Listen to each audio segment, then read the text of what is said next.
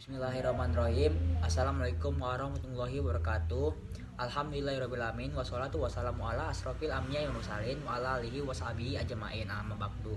Pertama-tama marilah kita panjatkan puji syukur pada Allah Subhanahu wa taala yang mana telah memberikan rahmat dan karunia-Nya sehingga kita dapat mempresentasikan hasil diskusi kami yang berjudul filsafat. Yang saya hormati Bapak Zulfikar Siregar, SPDI MPD, dan yang saya sayangi teman-teman sekalian.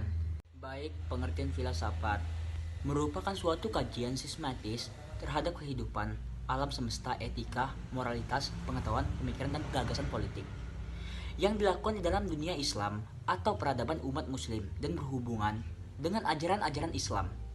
Dalam Islam terdapat dua istilah yang erat kaitannya dengan pengertian filsafat, yaitu filsafat secara harfiah yang merujuk pada kajian filosofi, ilmu pengetahuan alam dan logika, dan kalam. Secara afiah berarti berbicara, yang merujuk pada kajian teologi keagamaan. Baiklah, saya akan melanjutkan materi selanjutnya yang berjudul Filsafat Ketuhanan dalam Islam. Filsafat ketuhanan adalah pemikiran tentang Tuhan dengan pendekatan akal budi, yaitu memakai apa yang disebut sebagai pendekatan filosofis bagi orang yang menganut agama tertentu atau terutama agama Islam, Kristen, Yahudi akan menambahkan pendekatan wahyu di dalam usaha memikirkannya. Oke, baik, saya akan melanjutkan teori yang berjudul berbagai kepercayaan dalam Islam. 1. Politisme adalah bentuk kepercayaan yang mengakui adalah lebih dari satu Tuhan atau menyembah dewa. Secara harfiah berasal dari bahasa Yunani poli atau tehoi yang berarti banyak Tuhan. Sedangkan anisme dari bahasa Latin anime atau roh adalah kepercayaan kepada makhluk halus, dan roh merupakan atas kepercayaan agama yang mula-mula muncul di kalangan manusia primitif.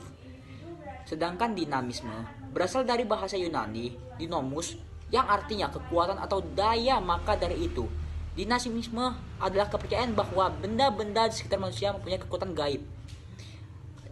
Dan antisme, sebuah pandangan filosofi yang tidak mempercayai keberadaan Tuhan dan dewa-dewi ataupun penolakan terhadap teisme. Dalam pengertian yang paling luas, ia adalah ketiadaan kepercayaan pada keberadaan dewa atau Tuhan. Sedangkan monoteisme, sebuah pandangan filosofi yang tidak mempercayai keberadaan Tuhan dan dewa-dewi ataupun penolakan terhadap teisme. Dalam pengertian yang paling luas, ia adalah dalam kepercayaan pada keberadaan dewa dan Tuhan. Baiklah, saya akan membaca materi selanjutnya yang berjudul Pemikiran Aliran dalam Islam tentang Tuhan. Dalam pengkaji eksistensi Tuhan bagi para filsuf disajikan beberapa argumen. 1. Argumen ontologis adalah argumen filosofis yang menggunakan ontologis untuk membuktikan keberadaan Tuhan. 2. Argumen kosmologis adalah sebuah tipe argumen formal untuk menyimpulkan atau membuktikan keberadaan Tuhan berdasarkan fakta-fakta atau klaim-klaim yang dianggap benar mengenai alam semesta. 3. Argumen teologis adalah argumen atas keberadaan Tuhan atau lebih umum atau atas penciptaan yang cerdas berdasarkan bukti yang diperoleh atas perencanaan disengaja di dunia alamiah maupun fisik. Ini adalah argumen teologi alamiah. Baiklah, kesimpulan dari presentasi kami ialah filsafat ketuhanan adalah pemikiran tentang Tuhan yang pendekatan akal budi.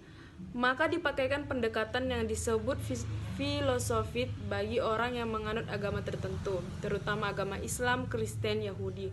Akan menambahkan pendekatan wahyu di dalam usaha memikirkannya. Dengan kata lain, filsafat ketuhanan adalah pemikiran para manusia dengan pendekatan akal budi tentang Tuhan.